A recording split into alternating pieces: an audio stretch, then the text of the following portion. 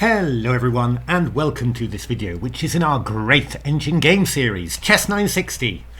I'm Grandmaster Matthew Sadler and we are taking a look at an excellent game of Leela's, strangely enough. This is from the TCEC Season 24 FRC 6 League C and played against Marvin. I love watching Chess 960 played by engines. In some ways, I mean, it's totally out of your league. In other ways, I mean, it really does fit in how I think Chess 960 should be played. Very dynamic, plenty of sacrifices, and really making use of the unusual positions of the pieces, you know, in a way that humans find very difficult. And, well, I really try and learn a lot from it. And this game is a real case in point as well, that you know, at a number of places Leela played some things that were quite unexpected for me, and at other times things that I thought, yes, that's what I'd always dreamed about. So let's have a look how it went. This looks like kind of a fairly decent position for both sides. You know, sometimes these FRC positions turn out, you know, very, very nice for white. But well, you know, with the bishops in the centre there, nothing horrific quickly is going to happen. And well, the kings are also pretty close to both castling queen side. So yeah, you know, sort of feels like should be a decent, pretty decent position for black from the opening. So e4 was played to start off with by Leela, and knight f6, d3, and now Marvin went for a French style structure with e6, f4 from Leela, and d5. And this is actually, you know, one of the first points where I was slightly surprised. Really, I shouldn't have been, but it's always that, you know, however hard you try, however much you study Chess 960, that imprint of the standard initial position never quite leaves you. And well, when Leela played the move bishop f3, you know, I was sort of thinking, well, in a standard game, if I played d3, e4 and f4, and then played bishop f1 to e2 to f3, yeah, I would have thought that it looked a little bit amateurish with white somehow. So yeah, you know, when Leela played bishop f3, sort of thought, am I sure about this? And you know, in a normal game as well, you know, the absolutely, you know, natural reaction would have been to play e5. So again, in this position, you know, that's the natural reaction here. But yeah, you know, Leela obviously didn't look at that, and to be honest, the engines are not very happy with it either. So knight d7, knight f3, c5. They tend to think that black's doing absolutely fine here. This is a game Stockfish against Dragon MCTS. I've left on this machine. I've left Dragon on MCTS for the moment. It's quite interesting actually. Plays quite interesting, though it's slightly less solid than Dragon for defence. But c3, f6, bishop d2, bishop h5, and well, you can see already that you know, black's done a great job of developing this French bishop in this French structure. Already got pressure against here after d4.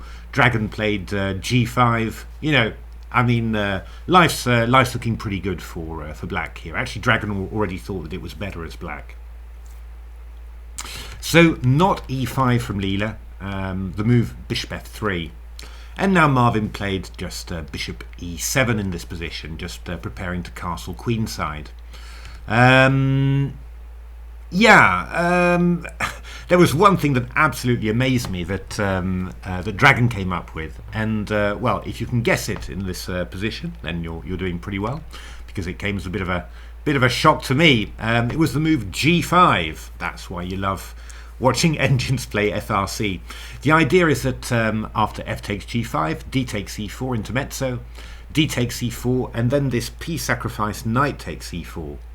And the idea is that bishop e4, we go bishop g5 check, the king has to move, we go castle queenside, that's how we like it, bishop d3, knight b6, and black's got pretty good compensation for the piece here. Going to play the knight to d5, aiming for e3. Rook's coming to g8, playing f5. Bishop can come out to h5, for example, or even out to b5. Queen's got some, you know, some good squares too. So there's a lot of play there, and actually the engines thought that that black had full compensation there.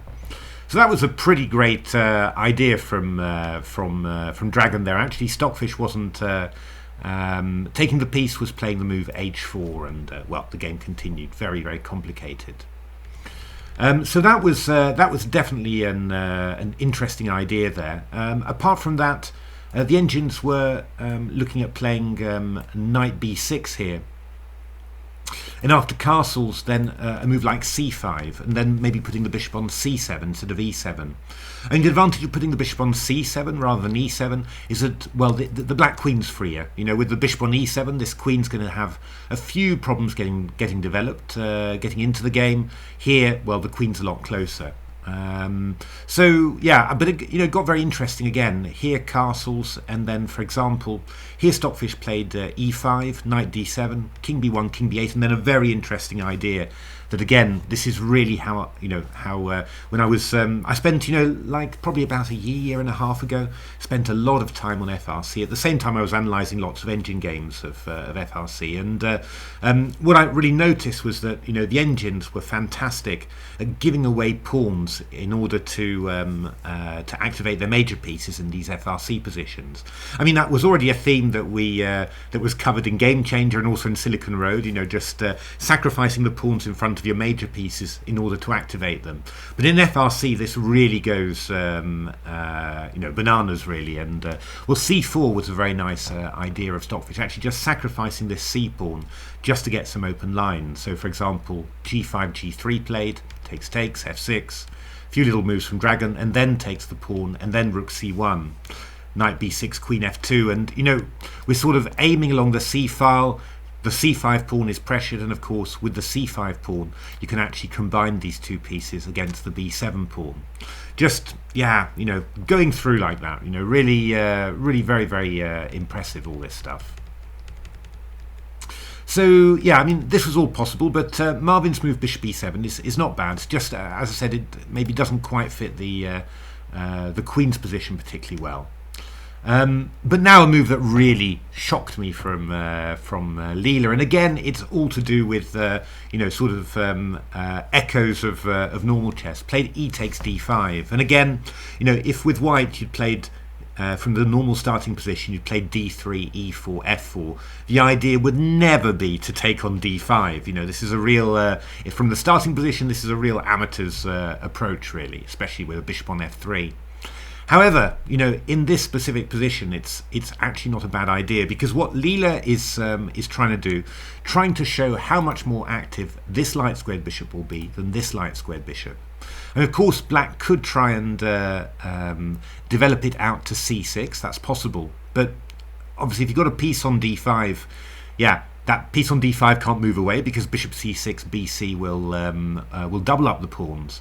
And also on c6, the bishop's quite vulnerable to knight e2 to d4, or knight b3 to d4, or knight b3 to a5. So, Leela's really basically trying to make a Catalan bishop out of this, and really show that it's got one piece that's way more active than black's. And then add that to the queen on f8 as well. And well, if the queen on f8 stays passive, the rook on h8 stays passive as well. And I think what you're seeing is Leela really trying to make a big, mobility advantage right from the opening, and it's not at all obvious. Not at all obvious that it's even there. But when you start thinking about it and start seeing it, you suddenly start thinking, "Oh yeah, I can see what Leela's doing there." So I mean, one idea that obviously occurred to me was e takes d5, and again, echo of normal chess, exchange French, something like that, and that's always just dull and boring, really. But here, yeah, the Fischer random placing of pieces is coming into its own, because g4 is a nice idea. So just threatening g5. Obviously d5 is weak, but also this knight on f6 is going to be a bit ropey. So knight b6, knight e2, bishop d7, and then queen g2. And I'll just show you a little bit of a game between Stockfish and Dragon, because it sort of shows, again, actually a type of chess that I was really trying to play, but also shows, I mean, when you do this in a human game, you're always unsure whether you're completely losing control, or whether what you're doing is justified, simply because with the pieces being on different spots in FRC, even when you're about 25 or 30 moves in, somehow the imprint of those odd positions always remains, and it tends to affect tactics a little bit in ways that you can't always predict. So, but bishop d2, bishop b4, dragon playing around a little bit, and then b4. Just notice this idea, Stockfish not castling queenside, actually preparing to advance the pawns on the queen side. And well, you may recognise this, what happens in the game as well. So king b2, rook c1, g6 a3, g5 just chasing away. You can see Stockfish expanding all over the board. Now the knights coming in, really pressuring this, and together with bishop f3 g2. So I think you might be able to understand which break is going to come in at some stage from white. Takes, rook h1, knight f8, and then c4. And well, yeah, everything's coming in, attacking this light square. But well, dragon reacted with c5, and it's a total mess. And you look at the position and you think, oh, good lord, is this good for white, or has white overdone things somehow? Well, it's Stockfish playing white, so yeah, presumably we can assume that everything's going to go well there. And yeah, this is quite a powerful move. Just supports everything. And also lines up on b7, and white had a big initiative here and won the game quite nicely. But I think you can see a few typical themes there. But again, e takes d5, you sort of think exchange French, and it turns out to be completely different just because the pieces are on different squares there. Well, Marvin played knight takes d5, which is probably much better, and then we got some quiet development here. Bishop d2. Castle queenside from Marvin, knight b3, quite nice square for the knight here, coming knight a1, into a5 and combining with the bishop on f3 there. H6, knight e2 and g5. I thought that was a nice plan from Marvin. It was the one place really where black could expand quite safely. So trying to gain some kingside space and also trying to loosen white's central control. But quite an interesting sequence of moves now. A3 was played. I didn't quite get that one at first, but actually the idea from Leela is just to play c4, chase that knight away, and then you can play the knight to a5 and combine against the b7 square. So yeah, basically just trying to say that knight on d5 isn't stable, which is fair enough. But rook g8 and then g3 here, and there's another very interesting move from Leela. So just looking to be able to recapture with a pawn on f4, which sort of keeps this pawn on e5, sort of pawn back on e6 basically. Doesn't give black the chance to expand in the center. And well, the more you can keep black cramped like this, the more passive this queen on f8 will remain. But you can see that Marvin's done not a bad job in general terms. There we said that the queen on f8, rook on g8 would be a bit passive. Well, this move g5, subsequent gf. We've got a square on the queen, a file for these pieces. Yeah, Marvin hasn't done badly there.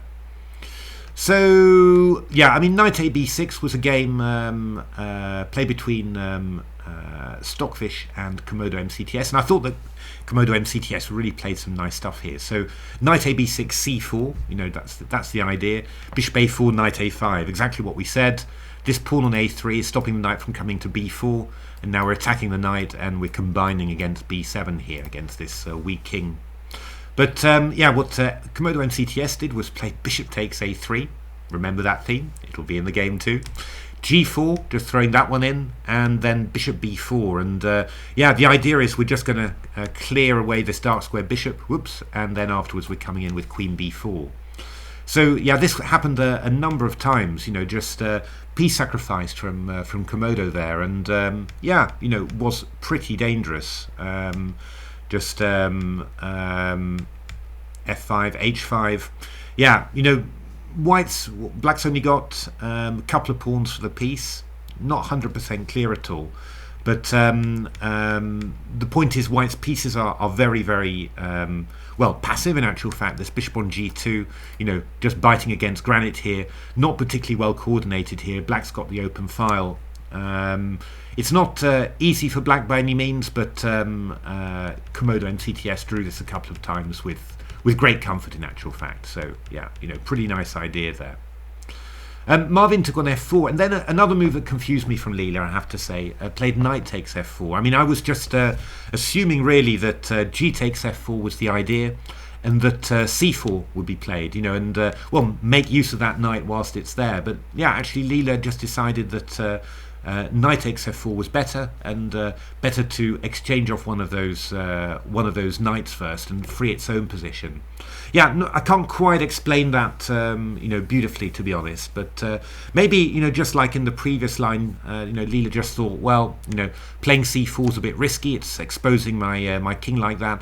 In this way, after knight f4 gf, I can simply get rid of the knight just with an exchange. Nothing wrong with that. So yeah, maybe it's true, but it doesn't quite feel intuitive to me.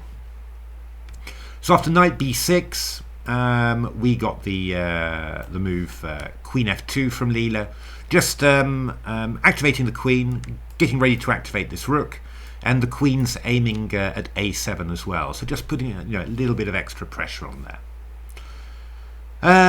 Yeah, and now a move that the engines, they don't absolutely hate it, but none of them wanted to play it. This was the main move that I think Stockfish and Dragon were playing, well, certainly Stockfish anyway. Knight a5 c6. So defending in this way, defend against this pressure against b7 in this way, and then afterwards, the king's coming to b8. And the queen's coming round to c7, just playing solidly, a little bit like a sort of a Scandinavian or Fort Knox French, just really playing very, very solidly like that. And well, it just seemed, Dragon certainly wasn't making any sort of impact against Stockfish there. What Marvin did was play the move bishop b5, and yeah, it's a little bit of a risky one. The point is that Leela plays knight a5 and then c6, and well, of course Marvin has got this bishop away from e8 and a bit more active like that, but the chances for it to get completely shut out of the game with c4 are very high, and that really ends up dominating the game, this theme. The fact that it's not only that the bishop ends up like that, but throughout the rest of the game now, the idea that might actually become a factor in the position, really influences what black can get away with. But it could well be actually that Marvin had actually spotted a tactic and was actually aiming for it, because it does have a quite amazing tactical point, this move bishop b5. So Leela played the move rook f1 here, which is quite nice. Leela's sort of played a number of moves that seem to have been aiming towards the queen side, but now plays this move rook f1. And one of the extra ideas is just to play the move f4 to f5. Attack the black pawn structure. Maybe force e takes f5 and then create some weaknesses there. Why not grab some advantages on the other side if you can. But Marvin here played a great idea. Bishop takes a3, and yeah, this suddenly looks like has Leela missed this somehow? Has this all gone horribly wrong? Well, certainly bishop takes b takes a3 is not looking that good for white, because of bishop takes d3. Takes and rook takes, and well, there's a lot going on in this position. Queen a5 is one threat, obviously rook gd8. The great thing is that white can play king c2, rook gd8, bishop b4, and you're attacking the queen here. And actually, this doesn't look so bad for white. Actually, looks maybe almost good. I mean, you're two pieces up after all, and you kind of seem to be covering everything. But, well, if you want to test your tactical nous, just have a little look at this one. Because black's got the amazing move knight a4, which is a mating pattern I have never seen before. Bishop a3, rook c3, checkmate. Amazing, absolutely amazing. So white plays queen e1 to cover the c3 square. And then queen check, king c1, king c1. I was sort of looking and thinking, I don't see a perpetual here. I don't see anything clear. But rook 8 d4 is the key idea. I mean, that's not hard to spot, but it's not easy to spot that you've got a perpetual. Actually, you don't particularly have a perpetual in all sorts of lines. They're still very, very complicated, this. So if you go something like queen e2, or maybe we'll just say queen f2, it's very similar. Black's got a great idea again. Queen takes b1 check, takes, rook takes d4, b4. And the point is, if you win the queen now for a rook, actually your black's just a piece down. And of course you've already got 1, 2, 3, 4, 5, 6 pawns, and you've got 4 pawns for the piece already. So actually this is really pretty good. King a2, we go knight c3 check. King a3, we go rook b6. And black's idea is simply knight d1 check here, which is quite worrying. There are other ideas as well. So we've also got the little idea of going knight b1 check, which I should mention, followed by rook a3 checkmate. And if you go knight b3, I go rook a6 check. If king b2, then simply rook a2 check, and we'll pick up the queen. And if you go king b4, I'm afraid this is going to be checkmate after king c7, followed by b6. White's best in actual fact is to go rook f2 in this position. When you get an engine 0, 0, 0 here, there queen f3, which is assessed as 0, 0, 0. Well, I mean, there's a lot going on for black. This king is weak. Once this rook move, we'll have queen a3 checks. Yeah, black's also got 5 pawns for the rook, but yeah, I mean, it's still a very, very complicated position here. I'm not sure I'd quite fancy it with white, though, to be honest, because well, I can definitely imagine a lot going wrong there. Trying to defend it with no time. But that's the whole point behind bishop takes a3. So I mean, it's a great little tactic there. But actually, taking on a3 was completely not Leela's idea. And you know, when I was analysing lots of Engine FRC games, and it was something that I really incorporated into the way I played Chess 960. I mean, do take a look at if ever you've got a spare moment sometime and you're bored, you don't know what to do. You could have a look at the games, my games on Live Chess, MDS 2694. Because yeah, one of the things I was really trying to do all the time in my Chess 960 games was to give away the rook's pawn and then activate the rook on that file. And that's exactly what Leela's idea is. You know, basically Marvin's been tempted into winning that pawn, and that's going to give some huge activity for white on the A file, combined with other pieces. So it's a gorgeous idea, but you know, so typical of how engines play. So knight b3 played.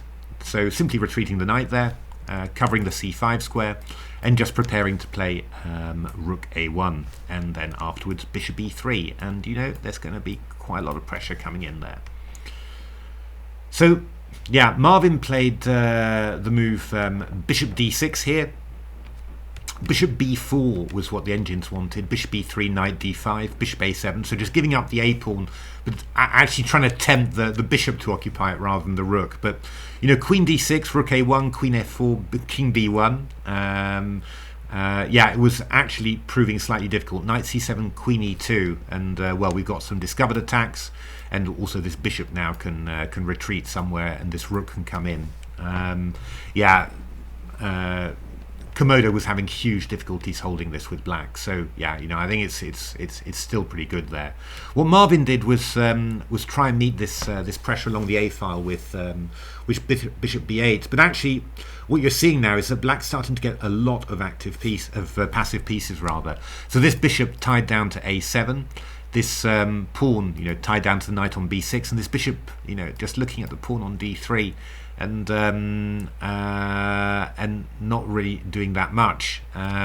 So yeah, I mean, Leela's plan from now on is simply, you know, make this bishop an absolutely miserable piece, and then we're just going to claim we're a piece up. And you just see, you know, Leela's evaluation just shooting up. I think when I came to see the game, I just dropped in, you know, and I saw this game being played live. But, you know, I think you're about 30 moves in. Leela was at plus 13 or something, you know. And you're looking at the position, you say, but you're not any material up or anything. But, yeah, just this out-of-play bishop was just worth everything to Leela. So king b1, queen d6. Yeah, Stockfish in my games played rook a3, but or rather Dragon did, and but Stockfish was playing bishop d3. You know, which well, you know, you get a few pawns and a bit of activity there. You know, it seemed a bit of a shame really to allow that. So Leela's move is you know, typically super safe. Knight c5, covering this pawn on d3 here. Knight d7, knight e4, queen c7. and then rook a3. What is rook a3 about? Well, obviously, you're maybe thinking about doubling on the a file, but actually the main idea is to defend the pawn on d3 laterally so that you can play the move c4 later. So f5 played, knight c3. So just for the moment, Leela can't play c4, but Leela's going to organise stuff. Might have been worth playing a6, to be honest. This is what the engines wanted, although, yeah, I don't know. I mean, a bit worried about that bishop being on there. But the idea is that, if you move the knight away or something, you could play c5 and then bring the bishop back to c6. But obviously, stuff like knight b5. I mean, you can't go cb because of rook c3. So you have to take back with the pawn, and then we bring the rook into a8. It's getting a little bit worrying, really, already. So bishop a6 was played by Marvin, and now knight e2, c5, bishop e3. Just very beautiful, this, everything pointing towards the queen side there. And after queen d6, Leela played c4. Yeah, there were plenty. I mean, I think the striking thing about playing engine games from this is that there were just an amazing number of ways to win this, basically. And Leela chose one, and Stockfish. Well, we're going to see look at a few Stockfish realizations, and you can just see it happen in all sorts of different ways, really. Basic problem though is always this bishop on a6 stuck away, can't get back in because b6 allows rook takes a6. So yeah, basically black is playing a piece down in this position. So bishop c7, rook c1, bishop b6. And now Leela sort of played around a little bit. Yeah, I can just show you one interesting line that Stockfish played. So rook c2 was Stockfish's move. Queen c7, and then knight c3 and knight a4. This is a plan that Stockfish really liked for two reasons, actually. So rook g6, rook c1, just shuffling around a little bit. h5. Dragon trying to distract Stockfish a little bit. And then this idea, knight takes b6, a takes b6. And the idea is, of course, that with this pawn structure, this bishop on a6 is completely, you can't even play b6 now and bishop b7 because you're totally blocked out there. Yeah, how do you break through? Well, one idea that Stockfish had here was to go d4, and then d takes c5, and then rook c3, and after rook g8, rook cb3. And I mean, again, have you ever seen this much power against a black queen side? Really very impressive there. So king c8, queen e1, rook g7, bishop d2, and Stockfish was playing around here. And yeah, another very big idea. Stockfish was doing this in all sorts of positions. We'll see it. But rook takes a6. So the piece. It's a terrible piece, but it's also defending the the black king there somehow. So very nice to bring it open there. A little bit of shuffling there, and then king a2. And well, I mean, actually, what Stockfish would be aiming to do here would be to just get the queen to that diagonal and then just invade, and it's curtains. And well, it was curtains pretty much soon after. But yeah, I mean, this idea of just taking the bishop on b6. Getting this pawn structure, then opening up and careering in with the rooks. Very powerful play there from Stockfish. Leela played king a1, just a little bit of mini shuffling there. Bishop h1, that's a good move. Just freeing f3 for the queen, so we can line up along that diagonal. Queen c7, and then bishop d2 from Leela. Stockfish now, for example, rook g7, queen f3, king c8, rook a6 was Stockfish's idea. It just liked doing this, queen e6, clear the diagonal, and then just going to try and bring this bishop into e5, and yeah, it's all over. And indeed, it was pretty soon after. So many ways of winning these positions somehow. So rook g6 played, queen f3, king g8, bishop c3. I mean, Leela, I think, just getting ready really to play rook a6 and have everything ready at that moment. Rook g8, king b1, nothing immediate happening. Rook d1, queen c7, rook a1, just a little bit of shuffling. Now, yeah, I mean, Marvin was also getting quite desperate here, and well, what you often see with engines is that when they see that things are going very badly, they start just trying to give away stuff, and in a way to distract the white pieces. So here, Marvin starts offering Leela its h pawn, and yeah, Leela doesn't accept for now. I mean, another idea here, what is White's idea with all this shuffling? Well, actually, that rook was on a3 to defend d3, not required anymore, so you might as well redeploy it on the back rank and find another place for it. But yeah, White's idea really is to play b3 to support the pawn on c4, and then just to play d4. And well, if we open some more lines like that, we can exchange off, another one of Black's pieces, and we just keep on leaving Black with this terrible bishop on a6. So that was pretty effective. This was what, a game of stockfishes there. Knight takes d4, and well, looking gorgeous again for White. So h5 played. Leela just ignored that one. King c2, and then b3, just playing that plan. So d4 now could happen at any moment. Rook e8, queen h5. Leela decided, okay, well, you're giving me the h pawn, I will take that.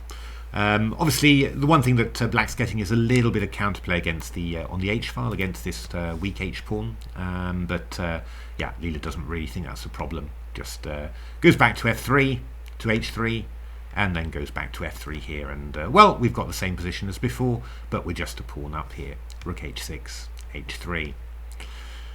Now, yeah, the alert amongst you may have noticed that the bishop g7 was possible, and that was actually also pretty good. I mean, we could go bishop g7, takes, bishop f8, knight f8, and bishop g2. This is pretty good. And then we're just going rook h1, swap off the rooks, and yeah, White's stands very well there, of course. But actually, Leela wasn't particularly interested, just said, oh, well, I'll play h3 then, and I can grab pieces anytime I like. But here Marvin played the ever so slightly creative rook h8, attacking the pawn on h3 and just offering the rook. I mean, I'm a little bit surprised Leela didn't just play bishop g2, to be honest, but Leela took the rook and played queen e3.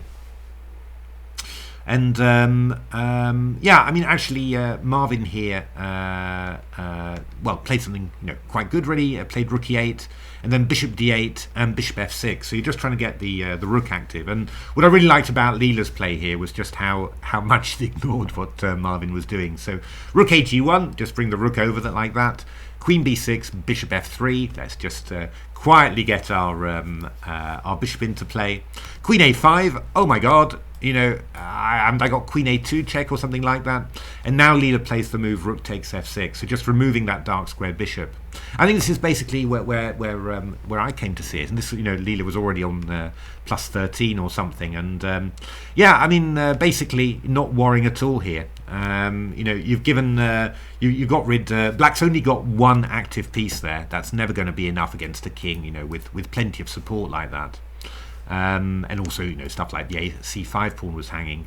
You've just given back your material, so given back the rook for the dark square bishop, and now you're going to start pushing your past rook's pawn, which you start to think, well, Marvin, should you really have given that one away?